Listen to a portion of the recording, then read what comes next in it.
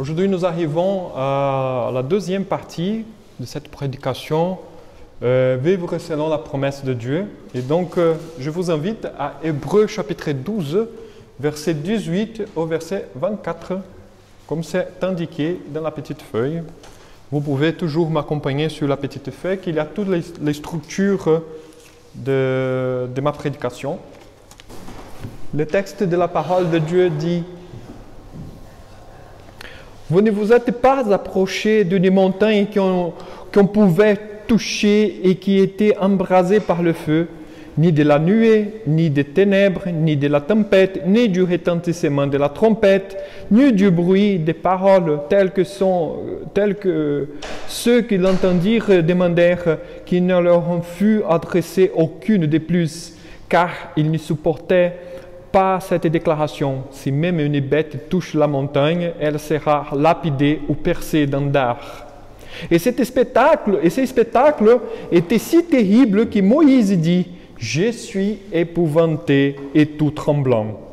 Mais vous êtes approchés de la montagne de Sion, de la cité du Dieu vivant, la Jérusalem céleste, des myriades qui forment le cœur des anges, de l'assemblée des premiers-nés inscrits dans les cieux. Dieu juge qui est le Dieu de tous, des esprits des justes parvenus à la perfection, et de Jésus-Christ qui est le médiateur de la nouvelle alliance, et Dieu saint de l'aspersion qui parle mieux que celui d'Abel. Je vous invite à la prière. Notre Dieu, notre Père, nous te rendons grâce, car aujourd'hui nous avons le privilège d'avoir une relation avec toi. Merci Seigneur pour ces grands privilèges que tu nous accordes, car nous ne méritons rien de tout cela. Merci d'avoir affranchi, Seigneur, ce défi, affranchi ces gouffres qu'il y avait entre nous, en nous donnant Jésus-Christ, le médiateur de cette nouvelle alliance, faite par son propre sang, et non par le sang des boucs et des brebis. Merci Seigneur pour ta grâce et pour ta bénédiction. Nous te demandons humblement, Seigneur, que ton Saint-Esprit soit avec nous maintenant et qu'il nous aide à bien comprendre ta parole afin de vivre selon ta promesse. C'est au nom de Jésus, notre Seigneur et Sauveur, que nous prions. Amen. Alors aujourd'hui, j'aimerais bien vous inviter à nous lancer directement à notre texte. Je ne veux pas trop tarder parce que sinon, sinon le texte est très riche et donc nous n'avons pas de temps à perdre.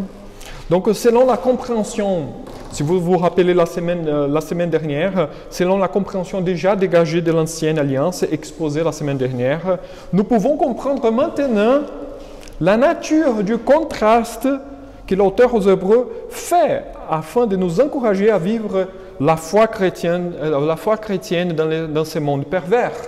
Vous voyez qu'il fait un contraste. Il montre la réalité de l'ancienne alliance, tout au début du texte, et maintenant, à la fin du texte, il fait un contraste avec la nouvelle alliance, qui ce n'est pas du tout la même chose. Il est en train de dire, aujourd'hui, nous, l'Église de l'époque des Hébreux, et nous, aujourd'hui, nous sommes dans un état beaucoup plus gracieux que l'état, par exemple, des Israélites auprès du mont Sinaï lorsque l'alliance a été faite par Moïse. Alors, comme je vous ai dit la semaine dernière, leur auteur aux Hébreux propose une comparaison entre l'ancienne et la nouvelle alliance, dans laquelle le lecteur de la lettre et nous aujourd'hui, nous pouvons nous trouver dans le déploiement du plan divin. Ce n'est pas au hasard que nous sommes là. Et c'est ça l'intéressant, le plus important à retenir. Les écrivains aux Hébreux, comme je vous ai dit la semaine dernière, c'est les textes. Ces textes du 18 au 24 est la base pour chercher la paix, pour chercher la sanctification, pour être vigilant sur les uns les autres, pour être vigilant sur notre propre cœur, pour ne pas nous laisser dominer par les idoles, à tel point que nous soyons comme Ésaü, qui échange les promesses divines contre des choses de ce monde.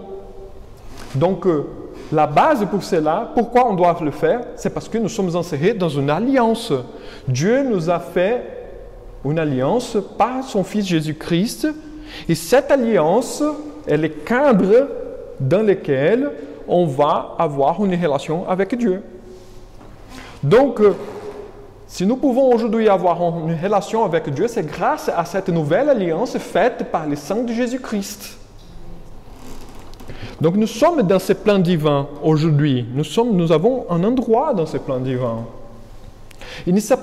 Alors les contrastes entre les deux alliances, il ne s'agit pas de contrastes qui s'excluent ou qui se remplacent, mais des contrastes qui sont complémentaires pour montrer la totalité de la révélation du plan divin. Le Dieu de l'Ancien Testament est le même Dieu d'aujourd'hui. Le Dieu qui s'est manifesté comme un jugement sur le mont Sinaï, à tel point qu'il a été embrasé par le feu, et que ni même une bête pouvait s'approcher de cette montagne, est le même Dieu d'aujourd'hui. Dieu a changé? Non, pas du tout. Qu'est-ce qu'il a fait?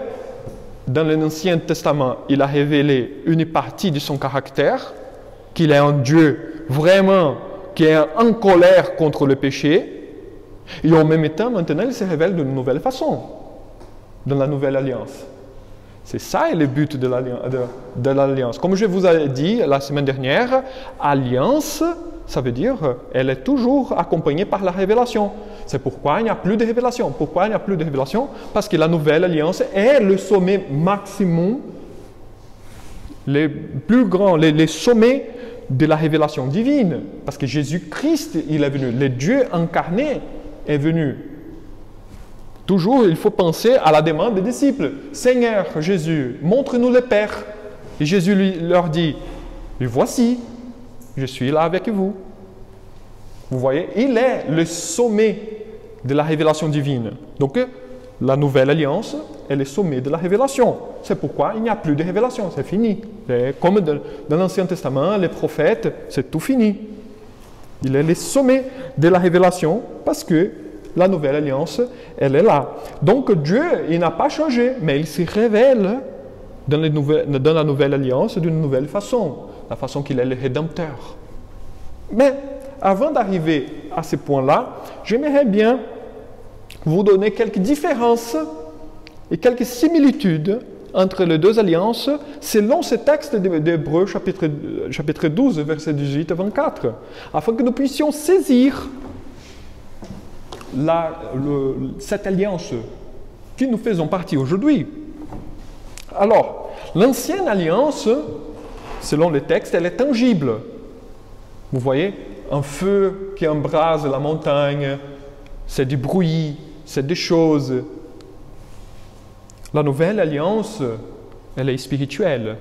On ne touche pas, on ne voit pas. La nouvelle alliance, les seules choses que nous avons matérielles, que nous pouvons toucher de la nouvelle alliance, c'est les sacrements, c'est un peu d'eau, et les verres de vin et un morceau de pain. C'est tout. Vous voyez? Donc, la nouvelle alliance, elle est spirituelle. L'ancienne alliance, elle est tangible. L'ancienne alliance provoque la peur. Il y avait la loi, nous condamnait. La nouvelle alliance donne l'assurance. L'ancienne alliance souligne la distance. Vous vous rappelez, Dieu est un Dieu saint, inaccessible. Ni même la bête peut s'approcher de la montagne où il se manifeste, car devrait être lapidé. La nouvelle alliance nous montre la proximité. Dieu, il est prêt. Il est Emmanuel, Dieu avec nous. L'ancienne alliance possède un médiateur humain. Adam, Noé, Abraham, Isaac, Jacob, Moïse, David, Salomon. Toujours des médiateurs. La nouvelle alliance possède un médiateur humain et divin à la fois, Jésus-Christ, Dieu qui s'est fait l'homme pour nous sauver. L'ancienne alliance, elle est spectaculaire. Vous voyez la grandeur, il y a les temples, il y a la loi, il y a les rituels, il y a la foule, les brebis qui viennent pour faire les sacrifices, les sacerdotes, les prêtres, tous habillés, les couteaux, et tout. Elle est spectaculaire, elle est grandiose, l'ancienne alliance. La nouvelle alliance, elle est intérieure, elle est sobre. Il n'y a rien de cela. Maximum, comme je vous ai dit, l'eau du baptême, quelques éléments, le vin et les morceaux du pain pour faire les sacrements. Et c'est tout. Elle est intérieure. Elle est dans notre cœur. Elle est le plus important. L'ancienne alliance expose le caractère du jugement divin. Dieu est celui qui fera le jugement. Et c'est lui qui vengera sa réputation qui a été blasphémée. La nouvelle alliance expose le salut divin. C'est Dieu qui est venu nous chercher pour nous accorder le salut. L'ancienne alliance était une ombre. Qu'est une ombre? Moïse a fait le tabernacle selon le modèle qui lui a été donné du ciel. Les choses qu'il faisait, les tribus d'Israël, les sacrifices et toute la vie d'Israël étaient simplement des signes, des symboles éphémères pour pointer vers la venue du Messie. Par contre, la nouvelle alliance est la réalité. C'est pourquoi toutes les cérémonies, toutes les choses par rapport à la vie communautaire d'Israël tombent par terre, car Jésus-Christ, la réalité de toutes ces choses, elle est venue. Donc elle tombe parce qu'ils sont caducs, comme dit le texte de Hébreux. Alors, celles-là sont les différences entre les deux alliances. Mais ces deux alliances, elles possèdent aussi des similitudes. Malgré leurs différences, il y a des continuités. Il faut souligner que la nouvelle alliance présuppose l'ancienne alliance. Là, c'est intéressant de regarder. Il n'y a pas de sens dans la nouvelle alliance sans l'ancienne alliance. Si on lit que le Nouveau Testament, et là, moi, je bagarre avec les Gideons qui distribuent la Bible, vous voyez, les gens qui distribuent la Bible, les Gideons, ils distribuent que le Nouveau Testament. D'accord, c'est bien que les gens lisent la Bible, mais le Nouveau Testament, il n'y a pas de sens sans l'Ancien Testament. On est sauvé de quoi? Jésus est mort pourquoi? Jésus, il est mort pour nous sauver de la colère. Quelle colère? La colère de Dieu. On est tous pécheurs. Comment je sais que je suis un pécheur? Quand je regarde dans la loi que je n'arrive pas à accomplir la loi. Comme nous venons de voir le 3e commandement. Si vous regardez votre vie personnelle, vous voyez qu'on n'arrive jamais à accomplir le 3e commandement. Et qu'est-ce qu'on fait? On demande pardon. On dit, Seigneur, aie pitié de moi. J'ai besoin de ta grâce. Et qu'est-ce que Dieu fait? Nous offre Jésus-Christ. Il dit, voici. Vous voyez la beauté de la chose? Si on dit, quel est le Nouveau Testament? Je suis gentil, je suis une bonne personne, je ne tue personne, je ne vole rien. Pourquoi j'ai besoin de Jésus? Il n'a pas besoin. Vous voyez? Mais quand je suis confronté par l'ancienne alliance, qui je suis vraiment, là, je m'attache à Jésus-Christ dans la nouvelle alliance. Donc la nouvelle alliance présuppose toujours l'ancienne alliance. Et l'ancienne alliance, sans la nouvelle alliance, n'est que condamnation. Et c'est pourquoi la religion juive, elle se trompe jusqu'à aujourd'hui. Parce que comme il n'y a pas de nouvelle alliance, il n'y a que l'ancienne, ils sont tous condamnés. Parce que quelqu'un qui essaye de vivre la vie selon la loi, il est condamné à la mort, comme dit Paul. Donc l'Ancien Testament, sans la Nouvelle Alliance, sans le Nouveau Testament, il ne fait pas il est que condamnation. Alors, quelques similitudes. L'ancienne alliance, l'Ancien Testament, l'ancienne alliance fut toujours faite par l'initiative divine. Jamais, je dis jamais, jamais absolument, l'être humain a cherché Dieu. C'est toujours Dieu qui est venu chercher l'homme. Avec Adam, par exemple, quand il a péché, quand il a mangé les fruits interdits, ce n'est pas Adam qui va courir auprès de Dieu et lui demander pardon. C'est Dieu qui va lui dire, « T'es où? Qu'est-ce que tu as fait? Vous voyez? C'est toujours comme ça. Quand la terre a été peuplée par les péchés, au temps de Noé, c'est Dieu qui va vers Noé et lui dit, tu vas construire une arche, tu gardes ta famille dans l'arche, parce que je vais tout détruire. Je vais vous sauver. La même chose est arrivée avec Abraham. Ce n'est pas Abraham. Abraham était tranquille dans toute sa famille, là, païen, riche, un homme riche, hein, bien confortable. Et du coup, Dieu vient et dit, sorte, tu vas sortir avec tout le monde. Mais Seigneur, je vais sortir, je vais dépenser tout mon argent et ça va finir. Non, Abraham, simplement, il sort. D'abord, c'est le Seigneur. L'initiative, toujours dans l'Ancienne Alliance, dans l'Ancien Testament, c'était Dieu d'abord. Et dans la Nouvelle Alliance, c'est la même chose. C'est Jésus qui est venu nous sauver. C'est Jésus qui est venu nous attirer par la grâce pour que nous ayons une vie avec Dieu. C'est Jésus d'abord. L'Ancienne Alliance avait toujours un médiateur. Il y avait toujours quelqu'un pour faire la médiation entre l'homme et Dieu. La Nouvelle Alliance, la même chose. Jésus-Christ est toujours là pour faire la médiation. L'Ancienne Alliance possédait des sacrements, des symboles qui communiquaient la présence divine. La loi, les temples, les prophéties, les rituels, les sacrifices, ce sont des sacrements cela. L'arbre de la connaissance du bien et du mal, l'arc-en-ciel, c'est tout des sacrements. Ça veut dire qu'ils communiquent la présence divine et qui attestent que ceux qui appartiennent à l'Alliance sont la propriété de Dieu. L'Ancienne Alliance possédait tous ces éléments. La Nouvelle Alliance possède la même chose. Nous fêtons jusqu'à aujourd'hui, par exemple, la Sainte Seine et le baptême. Les sacrements sont là. La présence de Dieu, elle est intermédiée par ces éléments. L'Ancienne Alliance demandait toujours la foi, l'espérance et l'amour. Dans l'Ancien Testament, les gens devraient vivre selon la foi, l'espérance et l'amour. La même chose se passe dans le Nouveau Testament. Les chrétiens doivent vivre selon la foi, l'espérance et l'amour.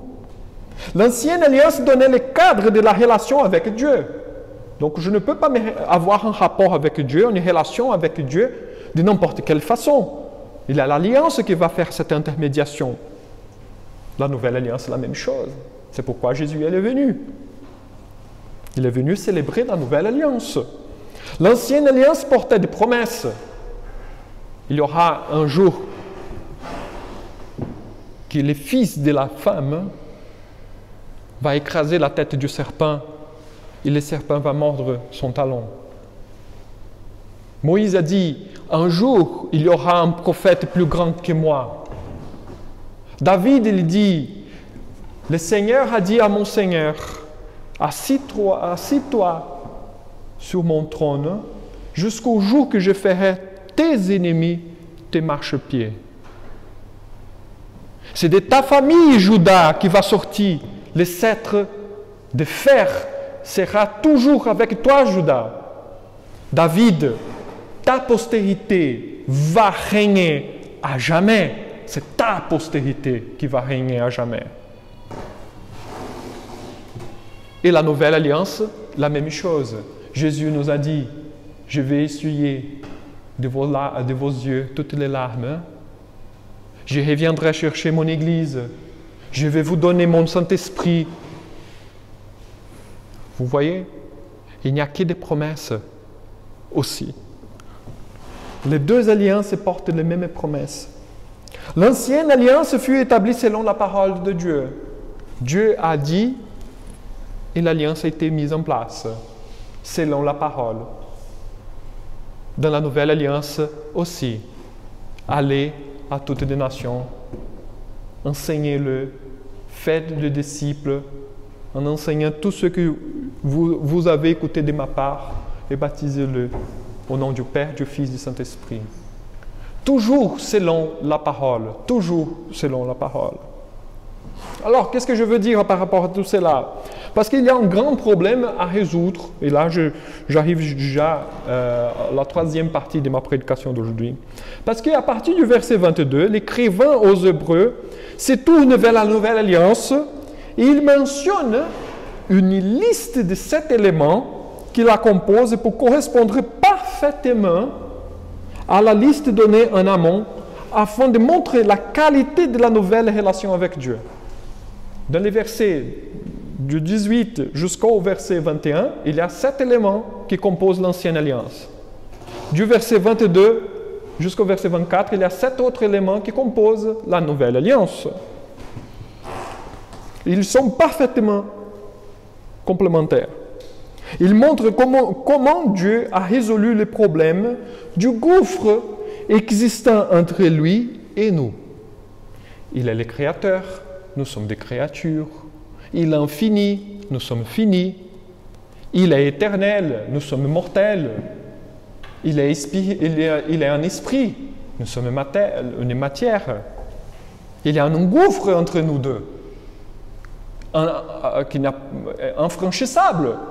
Donc Dieu va montrer comment il va résoudre ce problème.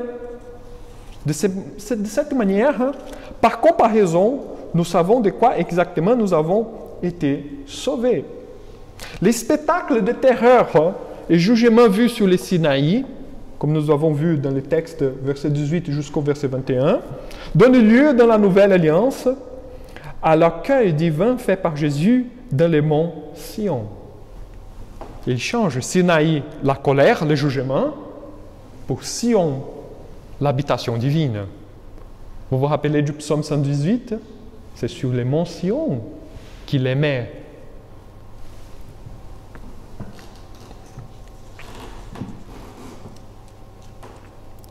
Sion représente l'habitation divine où était le temple. Et ce thème du temple va revenir maintenant.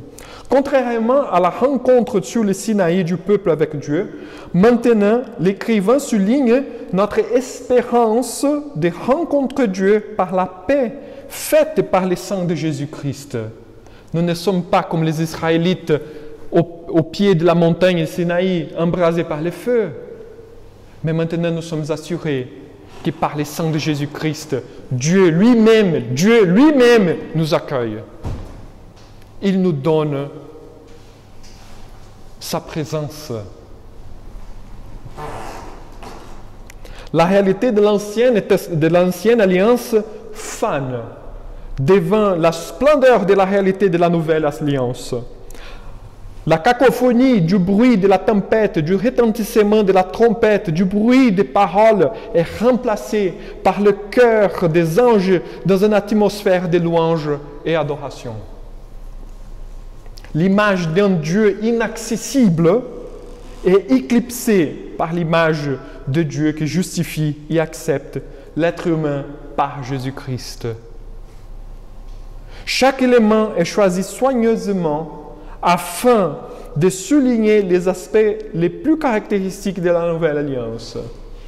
Ainsi, nous, les chrétiens, nous saisissons les promesses de l'ancienne, de l'Alliance, non à travers nos sens naturels, mais par la foi. Comme Paul a bien dit dans 2 Corinthiens chapitre 5, verset 7, nous marchons par la foi et non par la vue.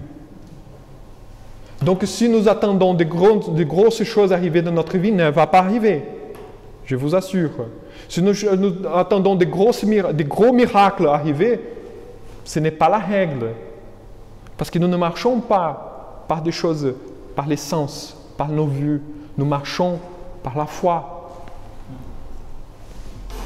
Or, même si les Israélites qui ont vu la gloire de Dieu se manifester sur le Sinaï devraient marcher selon la promesse du Messie qui viendrait le sauver. De même, les chrétiens vivent selon la promesse que Christ reviendra chercher son Église.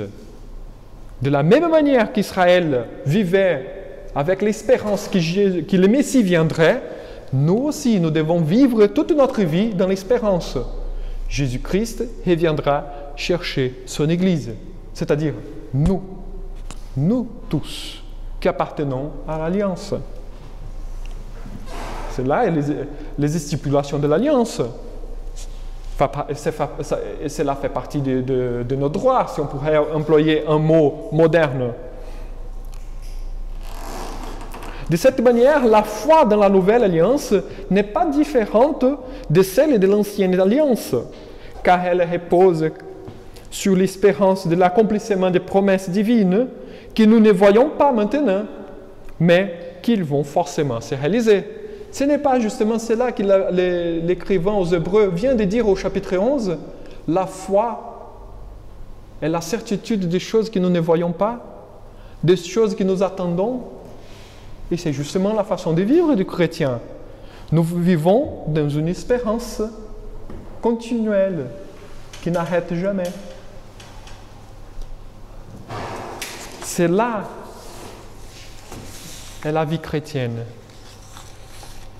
Alors, en guise de conclusion, je voudrais vous dire qu'aujourd'hui, nous pouvons mieux comprendre le développement du plan divin, car Jésus est justement le sommet de la révélation. Est le sommet de la révélation. Nous ne sommes pas dans l'incertitude, comme je vous ai dit toujours. Nous ne sommes pas dans un espoir que peut être frustré, que peut être réalisé. Nous sommes dans une espérance que les choses vont se réaliser forcément selon la volonté de Dieu. Et là, nous pouvons reposer. Nous ne sommes pas perdus, comme si chacun faisait ce qu'il veut et chacun fait ce qu'il pense qu'est le mieux. Dieu a un plan et rien n'arrive en dehors de sa volonté. Il y a un sens pour notre vie. Nous n'avons pas besoin d'être désespérés. Nous n'avons pas besoin d'avoir peur. Ainsi, nous n'avons pas besoin de craindre ou de permettre que l'angoisse s'empare de nous. Essayons donc de profiter de chaque instant pour faire la volonté de Dieu, car cela est le but de notre existence. Si nous sommes partie prenante de cette nouvelle alliance, que nous vivons selon cette nouvelle alliance, et que Dieu soit glorifié par nos vies, et ne nous laissons pas nous emparer par les angoisses des choses, des soucis de la vie, mais au contraire, vivons justement pour essayer de glorifier Dieu, même pendant les moments de détresse de notre vie. Soyons joyeux, parce que c'est là le but. Dieu veut que nous soyons joyeux. Et ne nous décourageons pas, car Dieu est avec nous maintenant. Comme je vous ai dit, Dieu est avec nous. Il est Emmanuel. Dieu est avec nous. En plus, nous marchons par la foi et non par la vue, comme Paul a dit. Ainsi, soyons plus attentifs à notre relation avec Dieu et moins perturbés par les choses qui arrivent dans notre vie quotidienne. Car nous avons la tendance de renverser l'ordre des choses. Nous sommes plus perturbés par les choses qui arrivent autour de nous et moins attentifs à notre relation avec Dieu. Que nous puissions renverser l'ordre des choses. Faisons confiance à Dieu. Faisons attention à notre relation avec Dieu. Tout dans ce monde terrestre, je voudrais vous dire, et vous savez très bien, tout dans ce monde terrestre est transitoire. Ça va tout passer. Ça va tout passer. Par contre, notre vie spirituelle avec Dieu est à jamais. Et là, c'est quelque chose qui doit occuper nos têtes tout le temps. Aujourd'hui, nous avons un souci, ceci, cela, il y a la maladie, il y a le manque de choses, il y a quelque chose que j'ai besoin et je n'ai pas, il y a des soucis à gauche, à droite, au niveau de la famille, au niveau de plusieurs choses qui se passent. Mais c'est là, mes frères et sœurs, c'est tout transitoire. Ça va passer. Il n'est pas pour toujours. C'est des phases de notre vie. Par contre, notre relation avec Dieu, elle est aujourd'hui, elle est demain, et elle sera tout au long de l'éternité. Vivons selon cette perspective. Les choses passent, mais l'alliance demeure pour toujours. Le but, justement, comment on doit faire? Qu'est-ce qu'on doit faire? Le but est de nous montrer que l'essentiel est d'avoir confiance en Jésus, le nouveau médiateur de l'alliance. Donc, dans toutes les choses que nous vivons, dans notre vie quotidienne, remettons tout entre les mains du Seigneur Jésus-Christ, qui est notre Rédempteur. Le Seigneur Jésus nous a enseigné en disant qu'avec nos angoisses, nous ne pouvons pas ajouter ni même un coude à notre vie. C'est-à-dire 45 cm. Vous voyez? Nous n'avons pas ce pouvoir d'ajouter 45 cm à notre vie. Donc au lieu de nous soucier avec les choses de ce monde, remettons entre les mains du Seigneur et reposons en lui seul. Car il est le seul vrai Dieu. Il n'y a pas d'autre Dieu, mes frères et sœurs. On essaye de chercher deux autres dieux pour qu'on puisse être assuré. Mais il n'y a pas. Il n'y a pas d'autre Dieu. Il n'y a que le Seigneur Jésus. Finalement, Dieu veut que nous nous rendions compte de la grandeur du salut qu'il nous a accordé par Jésus. Et là, c'est quelque chose de très important pour nous.